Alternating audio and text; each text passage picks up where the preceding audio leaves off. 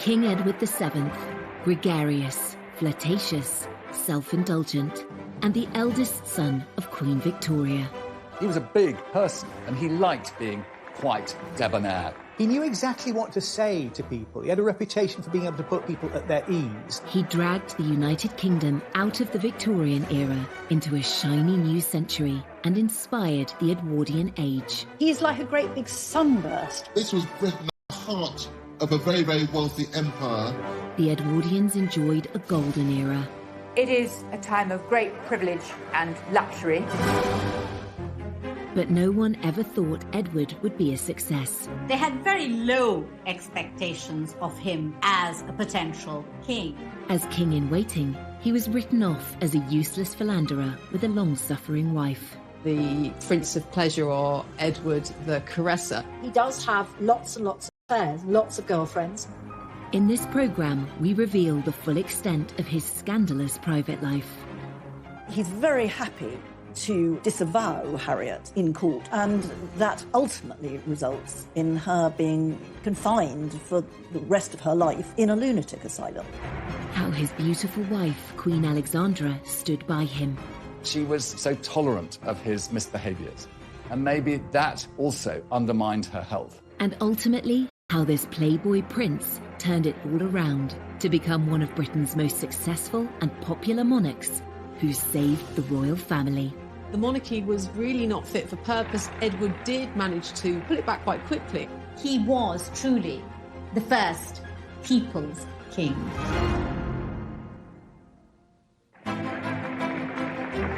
London, the 9th of August, 1902. Coronation Day for the new King Edward VII. The ceremony marks the dawn of a new century and a new era of British royalty after 64 years of Queen Victoria. Edward's coronation was a huge affair.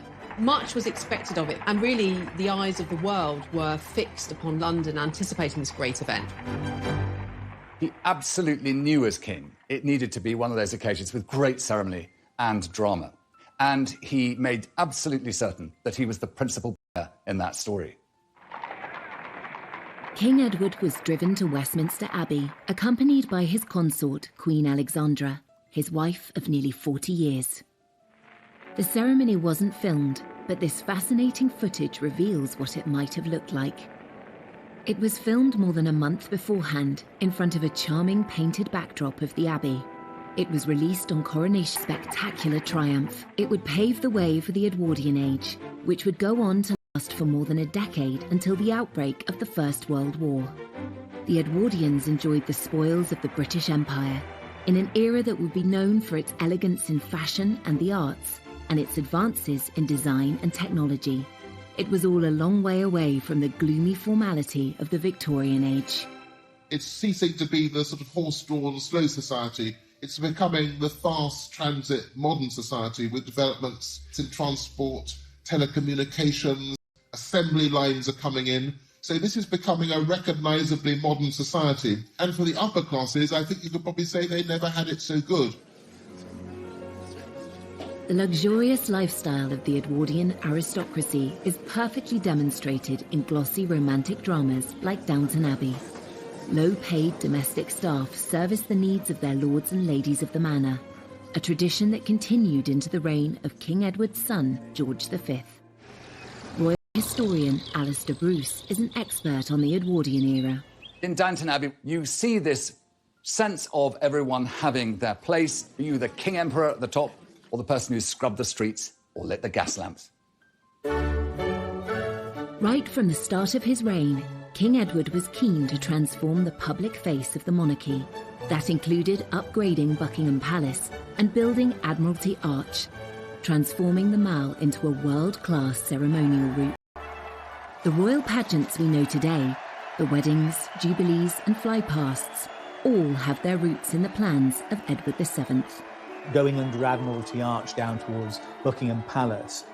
All of that, in a way, was being constructed in this period and sort of being presented as something that had happened from time immemorial. King Edward's mother, Queen Victoria, was rarely seen in public.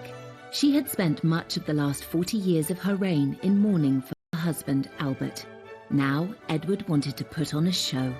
And this era is at the beginnings of celebrity, and he's right at the heart of this very sort of glamorous world. He goes to the theatre, you know, the West End becomes this very glamorous thing. And Edward is sort of touching all these different bits because he's very much a man about town. He just never stopped eating, drinking and smoking cigars. And I think with his top hat at its jaunty angle, he represented the very embodiment of the age that took his name.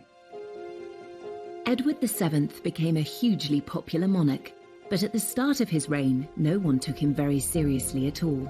He was thought to be a prince of pleasure with little experience of state responsibilities. There were reservations among some that really this was an intellectual. He was a kind of good time boy. He could take people out. He would entertain them at banquets. He knew exactly what to say to people. There were all these sort of rumours that surrounded the new king, and Kipling, the writer, called him a corpulent voluptuary. He had a reputation as a playboy, as a womanizer. Henry James, the great American writer who lived in Britain, called him the arch-vulgarian. The womanizing king had had several high-profile relationships outside his marriage, pushing against the accepted boundaries of the time. And one of these relationships would end in a very public and scandalous trial that had the nation gripped. Lady Mordaunt was sectioned, effectively. She was declared mad. Her own family say, oh, she's mad, and they put her in a loony bin.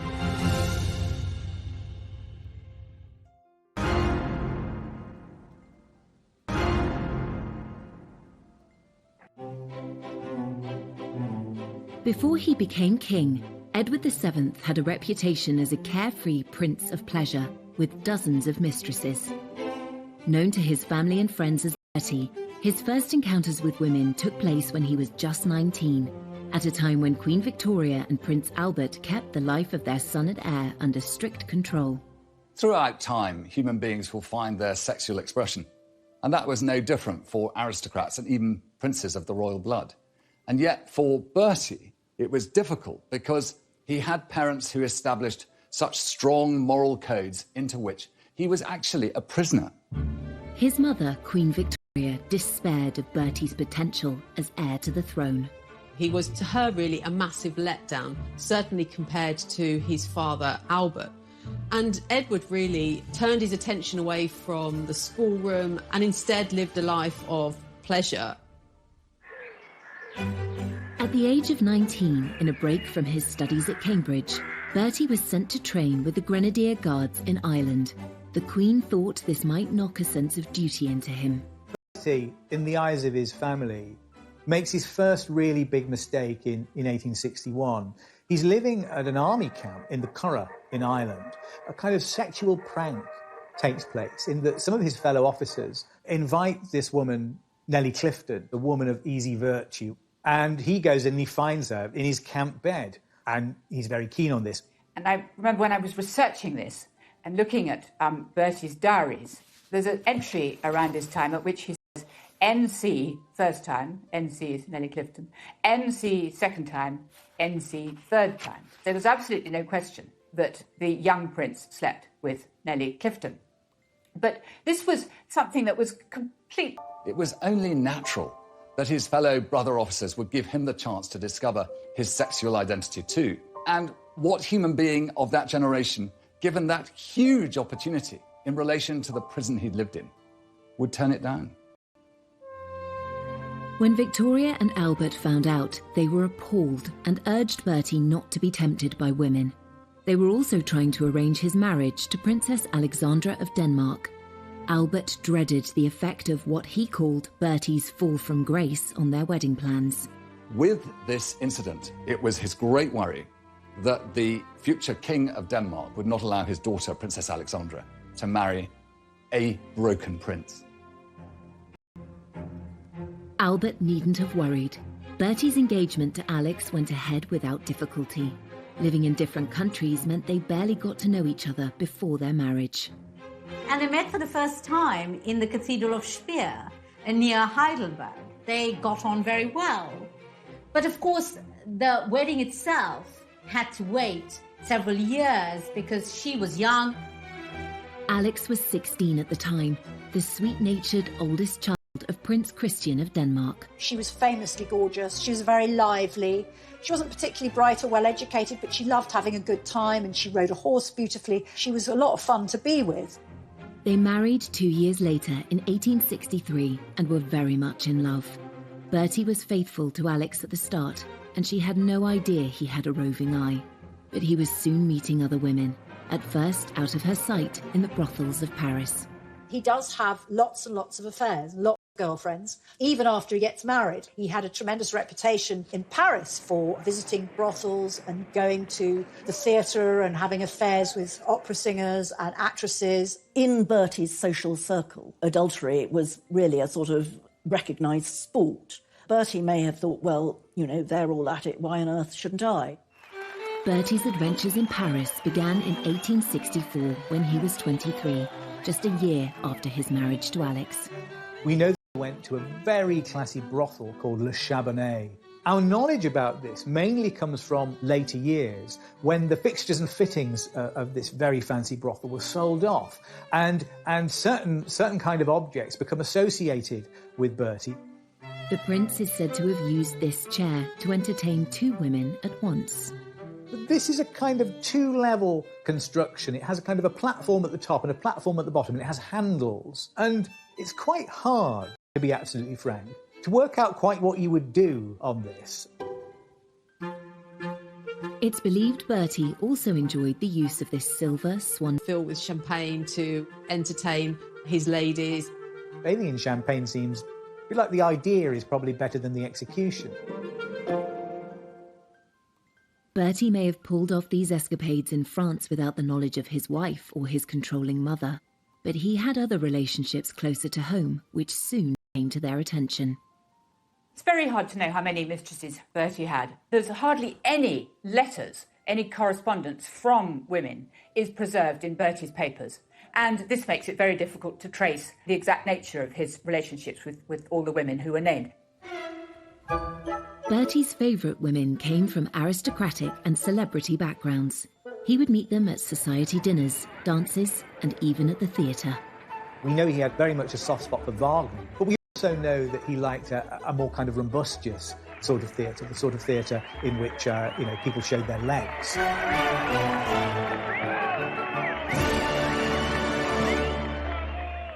A mistress, the word today, implies a slightly seedy relationship, perhaps, and probably an adulterous relationship. For Edward VII, I think he thought these relationships were sort of what he deserved to have as prince. One of Bertie's best-known lady friends was Lily Langtry. He met her at a dinner party in 1877 when he was 35 and she was 23. She launched her acting career off the back of her friendship with Bertie. Lily Langtry was this married woman from Jersey whose father was a cleric.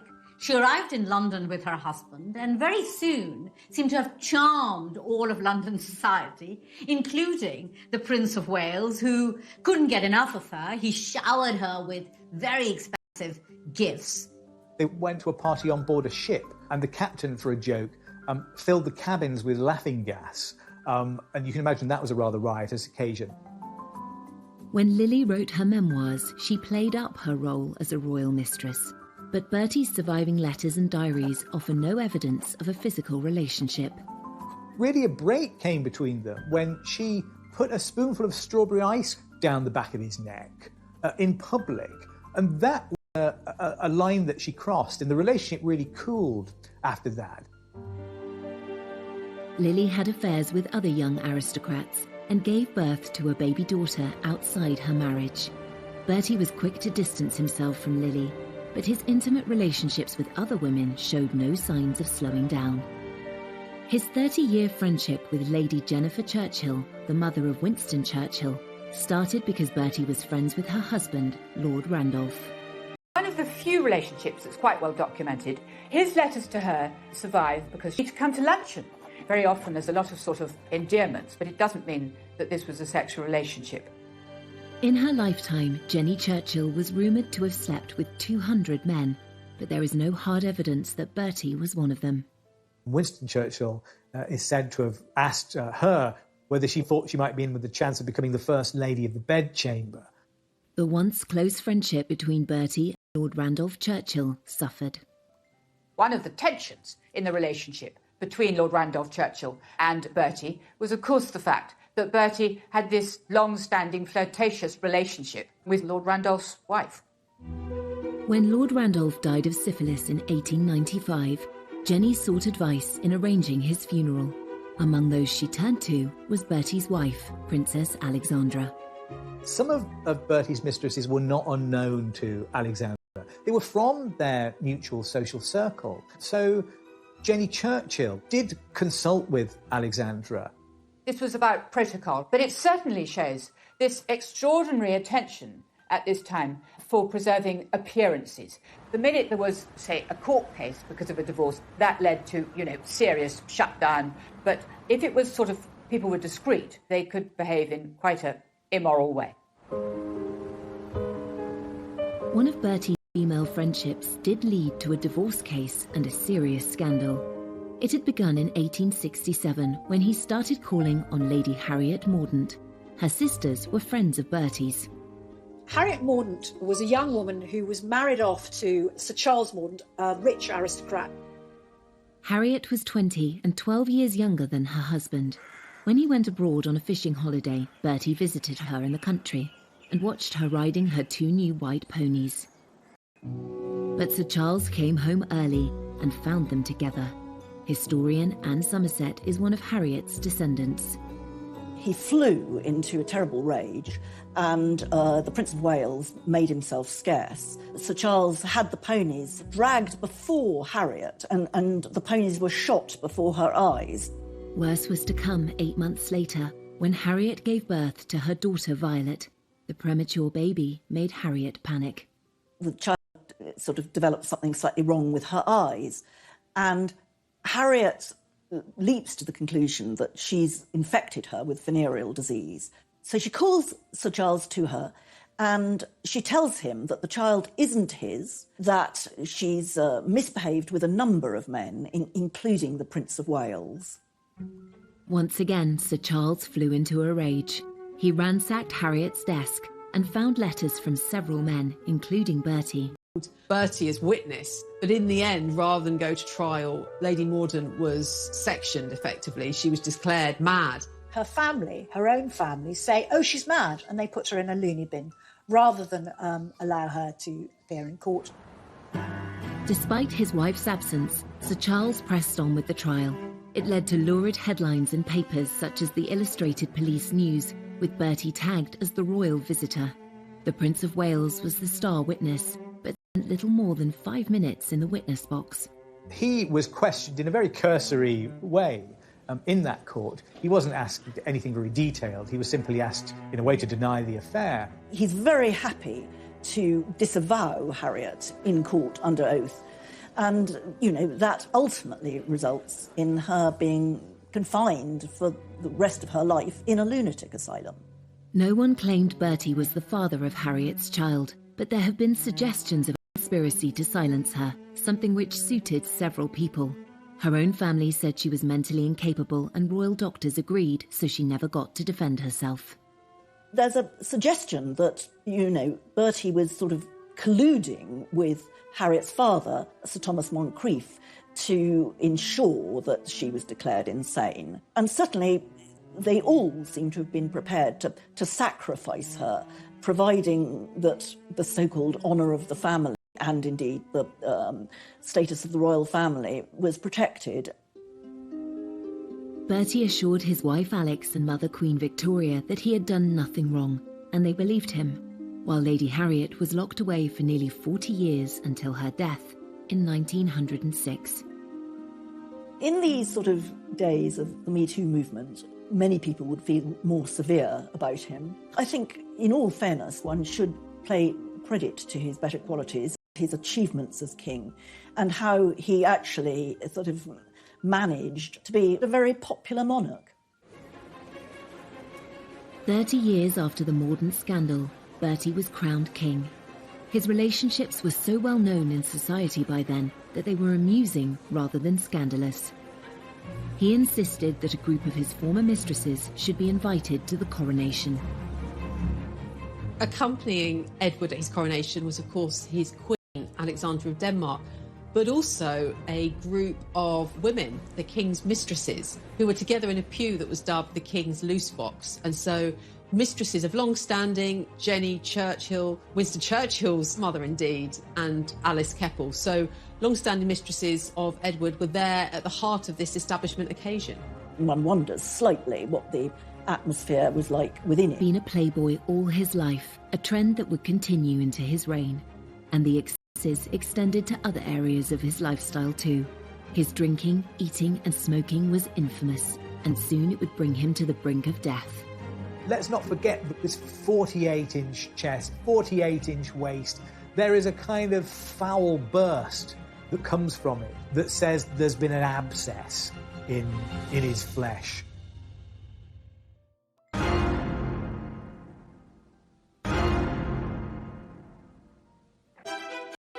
Edward VII spent more than 2/3 of his life with Alexandra of Denmark, his wife and queen consort. At the age of 18, Alex took part in an arranged marriage with the rebellious and hedonistic Prince Edward, who had grown up starved of affection by his strict parents. I think it's quite clear that Bertie turned out the way he did because he felt neglected and unloved at home. He had so little love in his family that he went out of his way to find affection outside. Alex tried her utmost to be the love of Bertie's life, but when he needed more than she could provide, Alex found ingenious ways to ease the heartache it caused her. There's something about the nature of that marriage that in part explains why he was never faithful to her, because it was one that was in essence imposed upon him. But it was advertised as a love match. Alex was 3 years younger than Bertie. He first saw her photo in 1861 when she was 16. Her father, Prince Christian, was heir to the throne of Denmark. They lived in a palace in Copenhagen. Alexandra made her own clothes as a child. She shared a bedroom with her sister into her teens. There are stories about her recycling her clothes as furniture covers. Can't really imagine Queen Victoria doing that. They were very fond of each other, and they were also very active. Alexandra's father made them all do kind of, I think, what you call calisthenics now. You know, they had to kind of go outside and jump and do star jumps. Bertie and Alex's wedding took place under a cloud. His father Albert had died and Queen Victoria was in mourning. She insisted the ceremony should take place in Windsor. Queen Victoria thoroughly approved of Princess Alexandra, and indeed, to a certain extent, had sort of hustled Bertie into proposing to her. But she didn't want it to be forgotten that she was this grieving widow, still in the throes of terrible unhappiness at having lost Albert. The newspapers were very critical of Victoria's decision. In an obscure Berkshire village, which only had an old castle and very poor sanitary arrangements.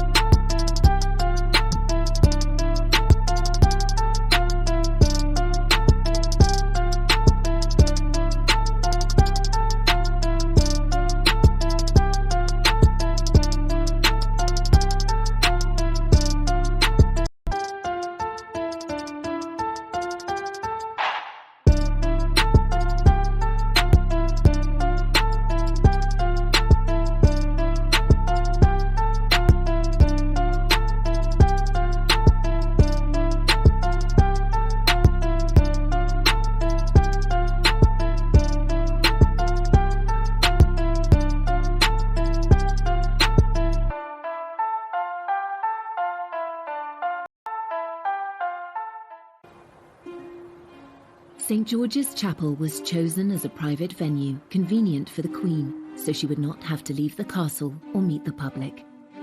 Victoria sent word that the guests and bridal party should dress in colours of mourning. At least Alex was allowed to wear white. There's a great painting by Frith in which you see the married couple, and then above there's a sort of box in the wall where the Queen stands and all the light is on the Queen. The Queen's grief also taints the wedding photographs. She insisted that a bust of Albert should join them while she sat between the married couple. Albert has to be brought into the photograph. It's like a kind of Weekend at Bernie's thing, isn't it? His corpse is almost in that photograph with them. Having cast a shadow over Bertie and Alex's wedding, the Queen would exert a similar controlling grip over their marriage. Though he loved his mother and wanted to please her, Bertie struggled to find a role for himself. She tries very hard to stop them from having dinner parties and tells them they shouldn't be going out, and that when Alexandra has her period, Queen Victoria wants to know about it and she shouldn't be going out. On her son and her daughter-in-law, and she refused to kind of give him access to cabinet papers. She really didn't want him to step up and play a role. There was the thought that Edward would, if he was given responsibilities, he wouldn't necessarily stick to them, or he would go off partying, or he'd show the papers inappropriately to other people. With no immediate royal duties to take up after their wedding, Bertie and Alex moved into Marlborough House on London's Pall Mall, a stately home less than a mile from Buckingham Palace. The young couple became the toast of high society. When Bertie and Alex sort of plunged themselves into the social world, it was very exciting. Invitations to Marlborough House were hotly coveted. The Marlborough set are the people associated with them. There's a sort of frat house kind of atmosphere, I think. Everybody stays up late, they play billiards, they drink quite a lot. Bertie and Alex were London's most fashionable couple, and Alex soon established herself as an influencer. Society women rushed to follow her example. Alexandra had an incredibly good figure, and she loved clothes, and she had a natural sense of what looked good. She popularised jewelled chokers or multiple strings of pearls or diamonds, but actually that was to hide a scar on her neck. But she looked so attractive that other ladies adopted the whole fashion, and that became all the rage. Alex also had a positive influence on the reputation of the royal family. She was a person who worked through persuasion rather than by aggressive argument, but she found ways of getting her own way. Alex was soon boosting the royal couple's reputation around the world. When they visited Egypt and Turkey, she was paid a great honour by one of the world's most influential leaders. One of the great powers at the time was the Ottoman Empire. And of course it was Muslim at heart, and the Sultan who ruled it was one who observed all those ancient strictures of his faith. And yet a very special opportunity was given to Alexandra to be his guest for dinner. Now, this was incredibly rare. It was actually unheard of. And yet, because I think she had set such a fine example, she was always so adroit in her behaviour, and she was always so poised, that the Sultan expressed his own affection for the United Kingdom and the power of the British Empire by giving this very single privilege. The Prince and Princess of Wales had 6 children, 5 of whom survived into adulthood. The Queen was determined to watch them all being born, but the last thing Alex wanted was her controlling mother-in-law to show up. This may be nothing more than kind of rude, order to kind of wrong foot Victoria, so she wasn't there waiting outside the door to impose herself as each new baby arrived. Alexandra had 3 children in the first 4 years of her marriage.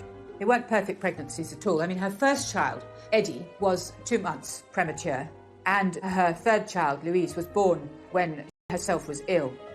At the time of Princess Louise's birth, Alex was so ill with rheumatoid fever that rumours of her imminent death began to circulate. The Times newspaper had to publish an official denial.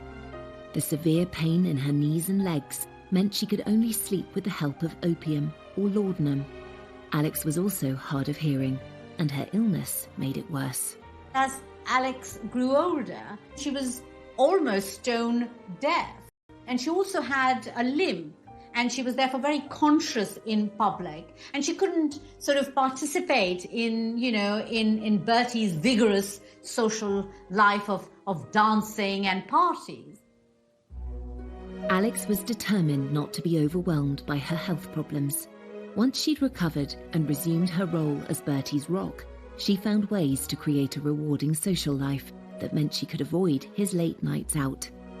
She insisted on dancing. She was a great dancer. She was wonderful at waltzing. And she always danced with what came to be known as the Alexandra glide, which was keeping one leg straight. She developed a limp, but she limped so gracefully that other ladies actually sort of started copying her and affected a slight limp themselves. Alex preferred the quiet life at Sandringham to noisy London society. She loved Bertie, despite his affairs, and grew to accept the life he led in London with other women. Bertie couldn't manage without her and always went home to his wife and family.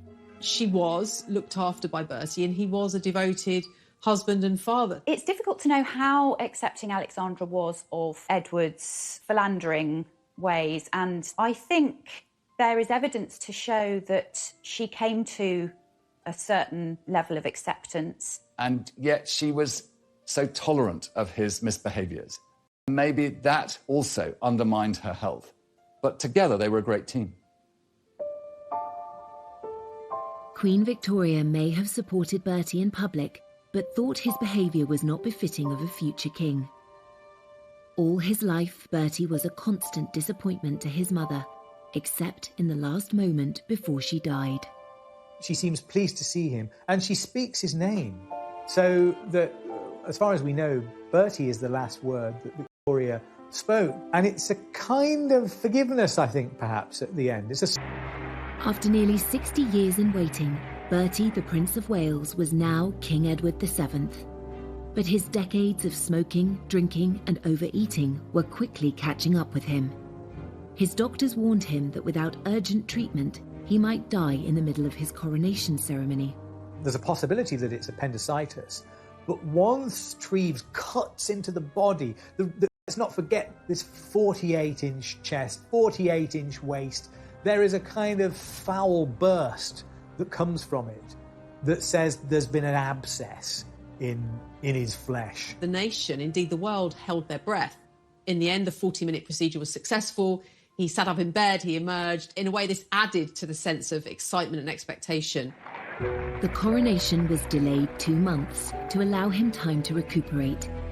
King Edward VII was determined to drag Britain into the modern age. But not everyone was happy about it. Many British people who were quite restrained saw this old building that they loved turned into something like the interior of a French hotel. And that was probably quite surprising.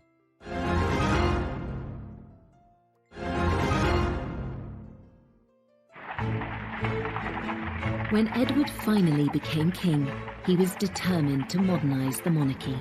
The start of his reign heralded a new era of hope, optimism and creativity.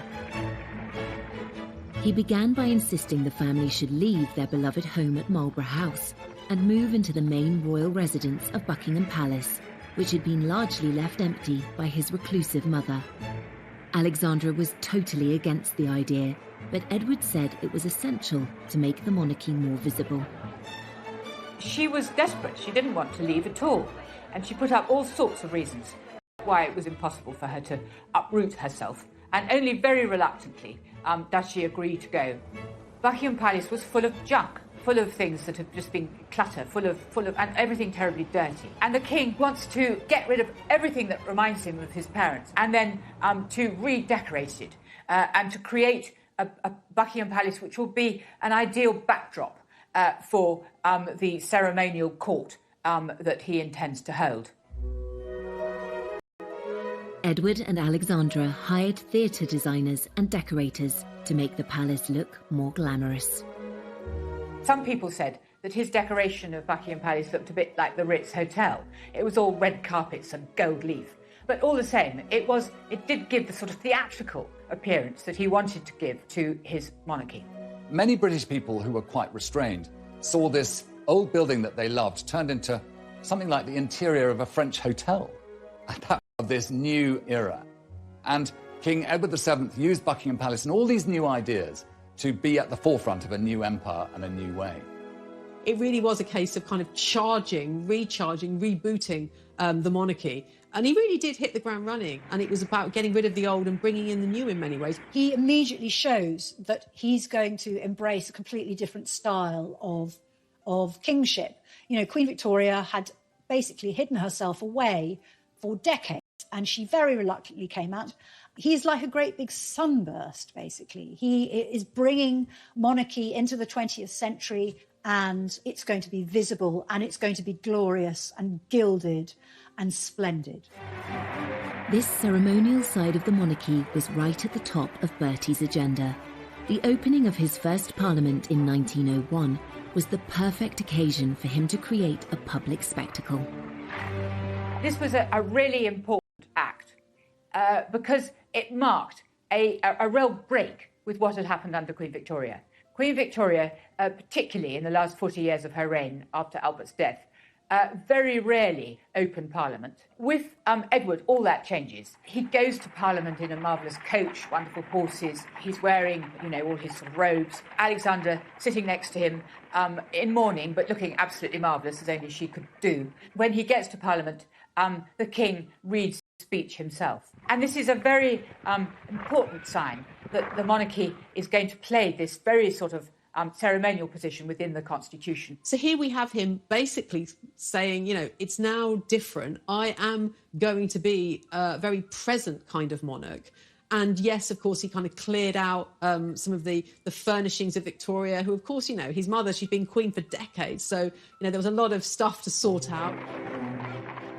Totally unlike his excessively private mother, Edward wanted the public to see the changes he was making.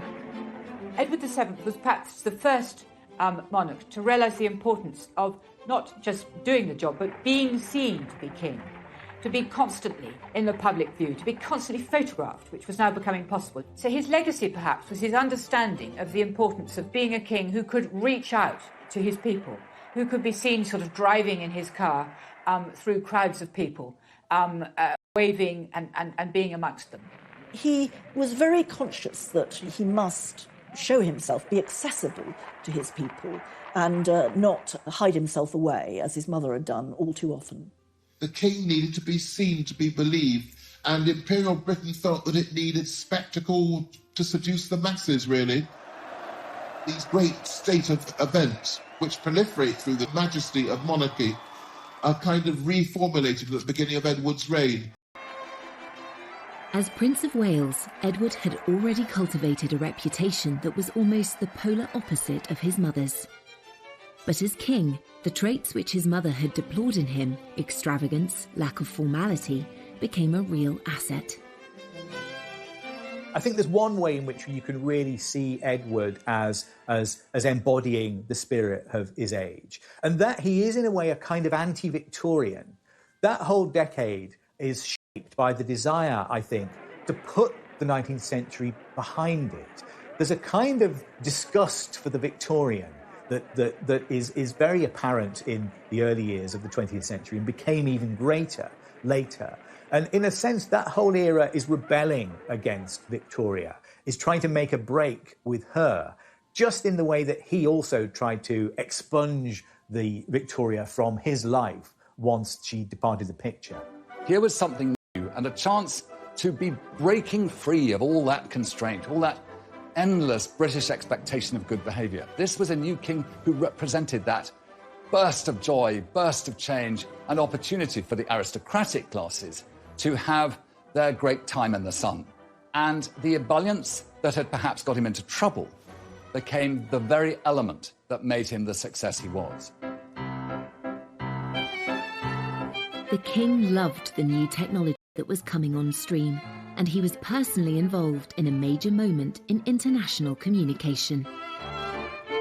When the first transatlantic radio message is beamed by Marconi, the sender is Teddy Roosevelt, the recipient is Bertie. That's part of the story of the special relationship, the fact that this Morse message goes across the Atlantic and goes from Roosevelt to Bertie. When he received a message from the President of the United States, it was the start of something exciting and new in the 20th century. And of course, he was the first great monarch of that century.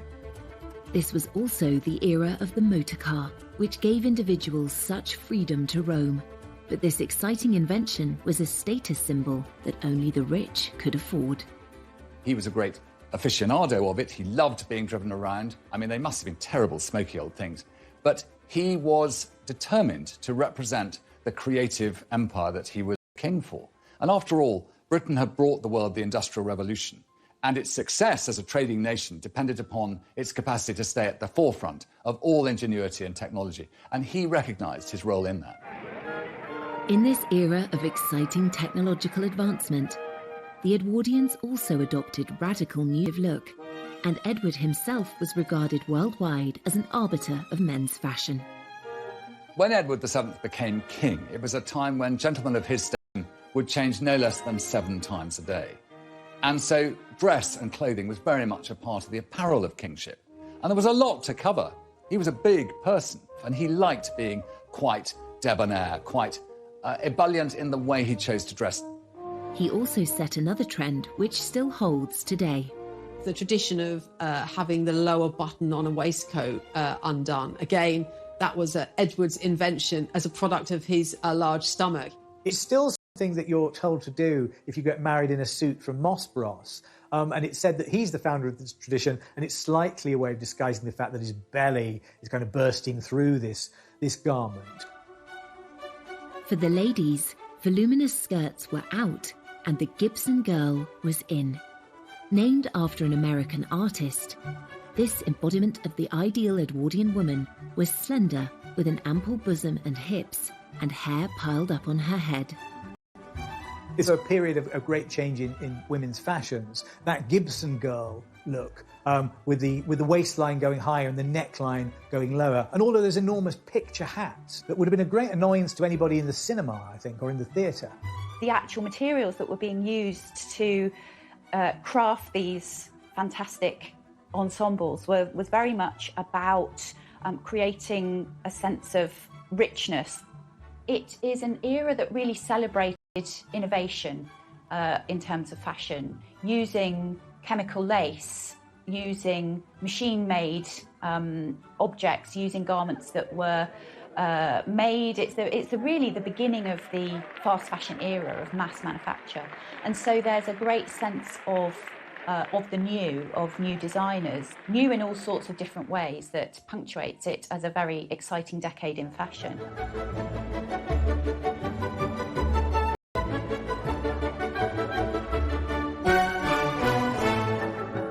Under the fun-loving king, the leisure and pleasure industries boomed. The Apollo Theatre and the London Hippodrome opened. And another famous landmark, the Ritz Hotel on Piccadilly, which quickly became the ultimate high society destination. The king was a big fan and loyal client of hotelier Cesar Ritz. As these elegant vintage photographs demonstrate, the glitzy new hotel's groundbreaking features included ensuite bathrooms, double glazing, walk-in wardrobes and beds made of brass rather than wood, the definition of luxury. There's also an interesting architectural term here that we can call the Edwardian Baroque. You know, you've got buildings that are on the inside are extremely modern, like the Ritz Hotel, which has a kind of skyscraper structure. It's steel inside there. But the outside of it, you'd think it was, it was something that had dropped down from the Palace of Versailles. It's very ornate, it's gold leaf. When you're walking inside it, it's like a kind of Versailles Hall of Mirrors effect. Everyone hankered for a taste of the high society glamour of Edward's lifestyle. Even if the Ritz was a little beyond their means, they too could enjoy the sophistication of taking afternoon tea at one of the many corner houses, maisons, that sprang up across the country, especially those belonging to the Lyons Corner House chain. Life might have been fine and dandy in Edward's Britain for those who could afford it, but there was a less golden side to the golden era. A huge divide between the haves and have-nots. It's probably too easy to sort of forget about the fact that all sorts of people were actually living in considerable hardship. And in fact, There were very bad class tensions which were intensifying during the reign. Many thousands of men and women were in service at this time. It was a huge employer, but there's no doubt that the hours were long. It was incredibly difficult work. Often the treatment could be very poor. And so life in service really highlighted that distinction between the super rich and those people who were actually providing them with service in the country house setting. The Edwardian era is it's a kind of golden age before the horrors of the First World War. It is a time of great privilege and luxury. But on the other hand, where the Edwardian era gets its sort of tension from is that it's also a period of extreme inequality in income, a period of acute poverty, and a period when you see the beginning of important welfare reforms. Though life in Edwardian times changed dramatically, some things stayed the same. Edward was still seeking companionship from women who were not his wife, and one of them has a direct link to Prince Charles.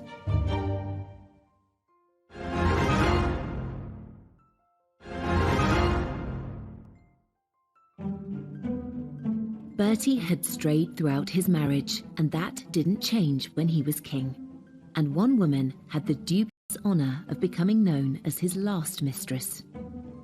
Alice Keppel was famous before she started her affair with Edward, because she was, dinner parties were a hot ticket because lots of politicians and, famous aristocrats would be there. People are made to understand that if they want to have the king to dinner, or if they want to have him to stay, Mrs. Keppel must come too. So she constantly accompanies him, and she has a very good effect on the king. She was able to put him in a good mood. If you wanted something out of the king, the best thing was to ask Mrs. Keppel, and she will get the right answer. She was witty, she was quick, she was interested in politics. She was able to act as a kind of bridge between the king and some of the liberal leaders with whom he didn't get on very well, people like Lloyd George. Basically, they both enjoyed being with each other. I don't think it was a very passionate affair, but it was a sort of, it was rather a grown-up relationship. Mrs. Keppel is very interesting because she is much younger than him, and the relationship is one of companionship and friendship. I don't think it is necessarily the same sort of sexually promiscuous relationship that he may have enjoyed in his youth. There's an interesting way that history repeats itself in the relationship between Bertie and Alice Keppel, because, of course, two direct descendants of those people are Prince Charles and Camilla Parker Bowles. Camilla, the current Duchess of Cornwall, happens to be the great-granddaughter of Mrs. Keppel. It says something about what I'm going to call a kind of class consciousness that goes down the generations here. These are people who are all from the same part of society. They all had relationships with each other. Those lines of descent follow, and all their great-great-grandchildren still all know each other. So I think it says something about a kind of continuity of social life, and possibly a continuity of mores from the beginning of the 20th century to the end of it. Two women played a crucial part in shaping the king Bertie became. Mrs. Keppel helped him to broker his relationships with the leading politicians of the day. Meanwhile, his wife Alexandra was by his side on big state occasions, helping him wow the crowds and also throwing herself into charity work. Alexandra was strong-minded, and she had a very strong sense of dress. And she also had a sense of theatre. The night that mourning for Queen Victoria was due to end, there was a court ball, and she was repeatedly asked if ladies were still expected to be in black. And she was very evasive. She managed not to give any sort of answer. So the lady guests took the decision to play safe, and all came dressed in black. Suddenly the doors open and Alex enters looking sort of radiant, stunning, all in white with diamonds and sort of so bright plumage, whereas all the others were like sort of dowdy crows. Her lady-in-waiting described it as that she was shining like a star in the night sky, and it was a declaration of her prominence, that she was, compared to the London ladies, as she called them, she was the most prominent woman in the room. As Bertie continued being unfaithful to her, Alexandra found all manner of ways to communicate her displeasure.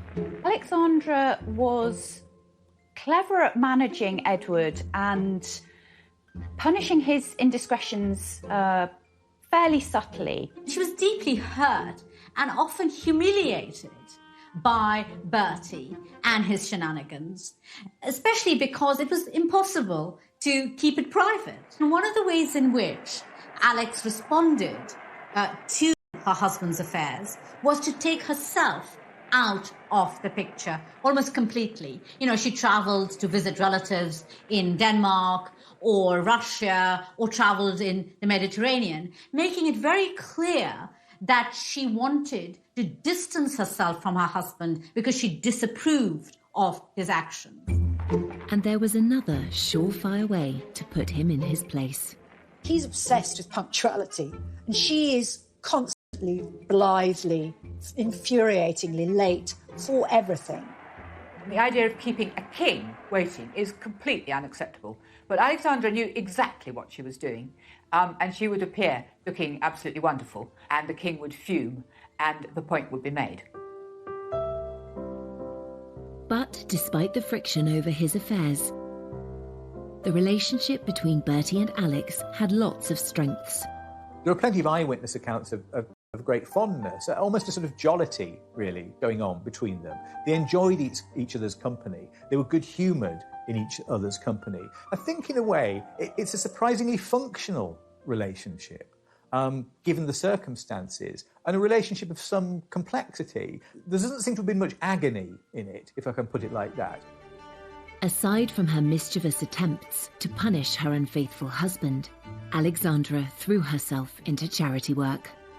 Alexandra has an extraordinary sort of innate sympathy, a bit like Princess Diana. She was able to visit hospitals, to talk to everybody she could see, to shake people's hands, to cheer them up. She helped raise funds to fit out a hospital ship named the Princess of Wales that was used to bring back wounded soldiers from the Boer War. She brought a sense of responsibility and kindness to the monarchy. Queen Alexandra, in her own quiet and dignified way, which was compassion, that sense of the charitable, and the loving nature of a state that was in its own way becoming more liberal and more aware of those who needed help. The value that Alexandra brought as queen to her relationship with Edward as king cannot be underestimated, and in some ways she can be seen as his saving grace.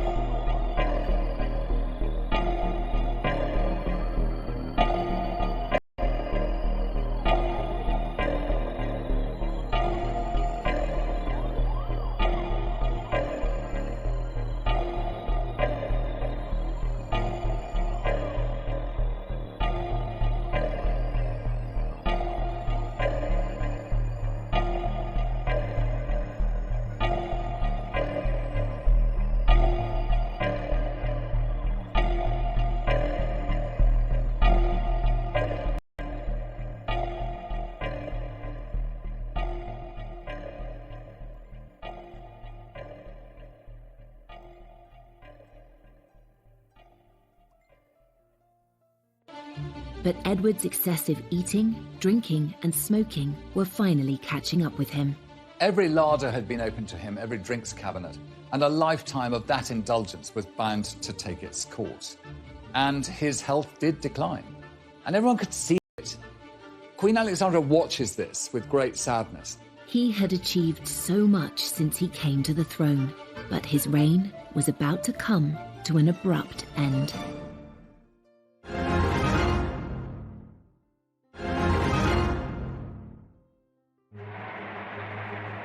Edward VII was the first king to foster a truly public persona and to be toppled from their thrones. After so many years where the Queen just hadn't been visible, and there really was a sort of rising tide of republicanism, it seemed that, you know, the monarchy was really not fit for purpose, it was out of touch, it had lost its way in many ways. So it was quite remarkable, really, that Edward did manage to pull it back quite quickly. Actually, he won heart, and he did prove himself to be a king fit for the times. And though Edward's reputation as a fun-loving playboy never left him, his many triumphs far outweigh this. I think we remember Edward as a man overly devoted to pleasure, but there is a serious side to him that is neglected and unremembered. He's one of the brokers of the Entente Cordiale, for instance, that made relations between France and Britain a lot more friendly than they'd been in the past. So if we're going to kind of refocus him slightly, let's think less about the cigars and the horses, and maybe more about this side of him, about his kind of political nous. And when Edward went on an official visit to India, he also demonstrated an enlightened outlook on race relations. He was deeply shocked by the behaviour of some of the British officials out there, and he came back determined that something must be done to stop the racist behaviour of the English against the Indians. He writes home to his mother that all the people in India would be far more accepting of our rule if he actually treated them with firmness but kindness, not with brutality. He had defied all expectations of him, particularly those of his mother, and he was determined to make sure he didn't make the same mistakes with his own children as she had with him. Edward sets about training his son up to be king. You know, he makes sure that George has a desk next to him. You know, he makes that part and parcel of what you do for an heir, is that you prepare them. Towards the end of 1909, Bertie's health was failing. He just won't look after himself. He goes on smoking cigars. He goes on eating huge amounts. He finds it harder and harder to walk. And, you know, basically his body gives out on him. Alexandra returned from a trip abroad to find him seriously ill. And on the 6th of May, 1910, Edward suffered a series of heart attacks. But even at this difficult time, the king's mistresses were never far away. Mrs. Keppel had a letter which the king had written to her, telling her that if ever he became ill or was on his deathbed, she produced this letter, and Alexandra, on the strength of this, allows Mrs. Keppel to come and say her goodbyes to the dying king. And Mrs. Keppel, when she saw him so ill, has a sort of hysterical fit, starts weeping and making a lot of noise and being very sort of what you don't want to have in a sick room. So she's bundled out of the room, and shortly afterwards the king dies. After he dies, Alexandra has his body laid out at Buckingham Palace for 8 days. His sudden death produces a sort of extraordinary, massive outpouring of public grief. The shops are all draped with black, people are in tears, and his son George makes the decision Edward VII should lie in state. And at Westminster Hall, his coffin lies, and for several days the crowds come filing past. You know, the queues go stretching right through the sort of streets of Westminster. People wearing black, people of all classes, you know, lots of poor people, not just the rich and the privileged.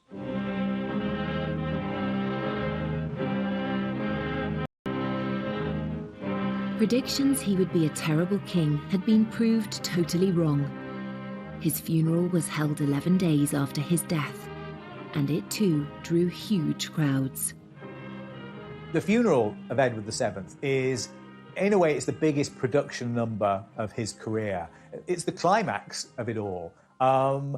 He has been the person pushing for this kind of monarchy, this highly ritualized, spectacular version of monarchy, where all its processes are attended by a sense of choreography, a sense of style too, and a sense of the people being involved as spectators and participants. When the crowds cheered him when his cortege passed down the streets of London, they were there out of love. Love for a king that in a very short period of time had managed to establish a relationship with the people that was unprecedented. He was truly the first people's king. I think he represented the grandfather everybody wanted. And this is what royalty does. It sort of embodies that generational reality that every human being lives. And he was very much a part of a dying age.